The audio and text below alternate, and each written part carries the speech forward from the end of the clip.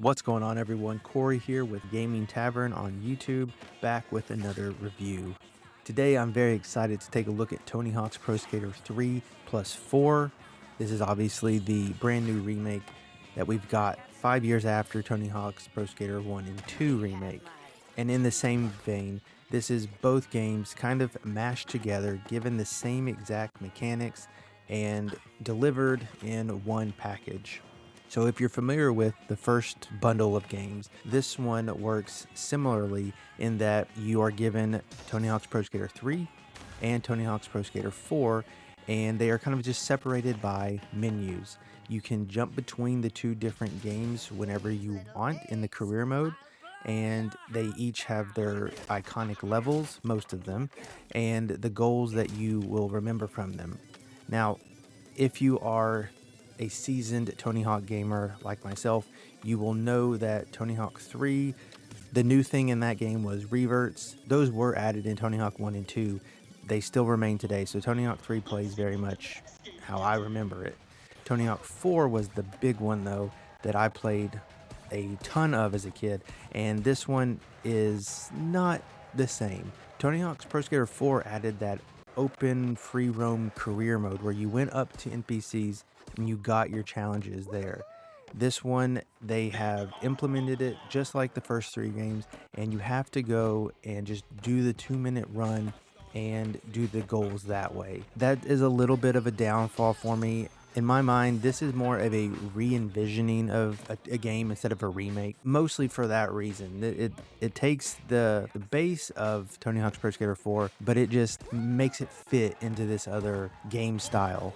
And I'll take it. I love Tony Hawk, and this game plays amazingly, but I do wish that it was a little bit more true to the original. However, it's still really fun to play. So the main differences that I'll go over are some of the levels. So in Tony Hawk's Pro Skater 4, there are several levels that are brand new. They didn't exist in the original game, and they are the water park, the movie studio, and pinball level. A couple of these are competition levels, and another one is like a brand new level, and to be honest, they are pretty good. The nostalgia is not there because they are new, but they do fit into this game universe, I guess, really well. I particularly like the water park. It just feels like a level that I played back in the day. Obviously, I didn't. Now, some of my grievances with the level design, especially in 4, because that's what I remember more than 3, are that they just some of them just feel a little different, and it may just be a couple. Like, I remember going around the zoo in particular and doing all of those challenges, and it has been reverted to a competition level. And so that is just, 3 1-minute rounds, no goals or specifics that you do on that level. So that's a little bit of a downer, but glad to see it there. I know a lot of people like the soundtracks to these games, and they are legendary soundtracks. There's only a handful of songs on this one, I believe, that are from the original game. There's a ton of stuff on here, and it's a good soundtrack, but if you're looking for shot-for-shot remake of the soundtrack, you won't find that here. Now, most of my gameplay has come from the career mode. There are certainly things there that you expect, like the Create a Park and multiplayer and free skate. Those are all here. Multiplayer, they've even added a couple new modes. That is definitely a step up from the first 2 game bundle to this one. Create a Park, I've never been a big Create a Park person. I'll play a level here or there, but it seems all right. It seems a step up as well. I even played a Tony Hawk 1 and 2 level that somebody made, and it was, decent. Obviously, like a bunch of textures and stuff weren't there, but the feel was there for sure. But back to like the meat of the game, which is the career mode with the goals. They've done something I think is kind of revolutionary. It definitely makes the game feel bigger than it is. If you are a decent Tony Hawk player, you're going to get through the game, especially these goals that you may remember from back in the day, pretty quickly. You're going to go through and you're going to get your stat increases. There's cash and secret decks floating around, but then there's the classic goal list that you need to complete. Now, what they've done here that I think is really nice is they've extended the longevity of this game by adding in-game content. Now, in the first bundle of games, pretty much what you had was these solo tours where you could replay the campaign as different skaters. They they have that, and it's a little different. But first, let me go over kind of the order of operations here. Once you've beat the game, you've gotten every goal and every gold medal in the game. You are normally done with it, and so every replay thereafter is similar. Well, what they've done now is once you've done that, you unlock pro goals and expert challenges.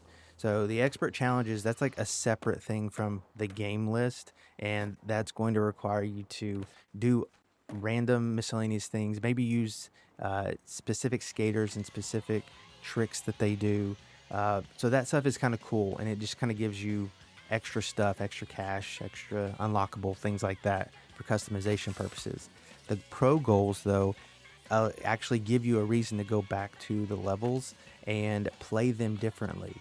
And I really like this because one, they're brand new and they're harder. So to knock out a campaign so quickly, because really a lot of these challenges are cookie cutter, the pro goals give you something to shoot for and something to get good at, because they're probably stuff that, at least for me, I wasn't used to doing, because I'm used to doing the goals, getting in and getting out kind of thing. And once I go back in, I'm usually just there to, make lines and combos.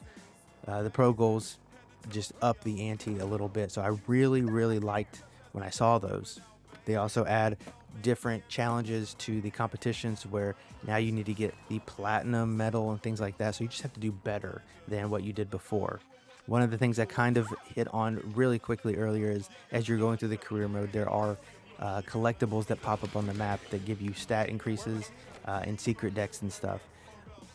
Those stat increases are just kind of across the board, so you don't have to go and collect them with every character, which some may seem as like a step back. I can see the argument for that, but at the same time, it's good to not have to go back and collect everything at the same spot. Maxed out stats does make all the skaters kind of feel similar, and then you just have their tricks lists that are different, but I'm okay with that. If you really wanted to play all the skaters in kind of a full fashion, well, once you have gotten really good at the game and you've done all of these pro goals, platinum every competition at this second in-game content level, this is where you come in and you can play what they call solo tours. Now, again, I mentioned this before, the first two remakes, or the bundle of remakes, that was kind of there, and you could play the campaign basically with every character. Get all their stats again, do all the goals again, shot for shot.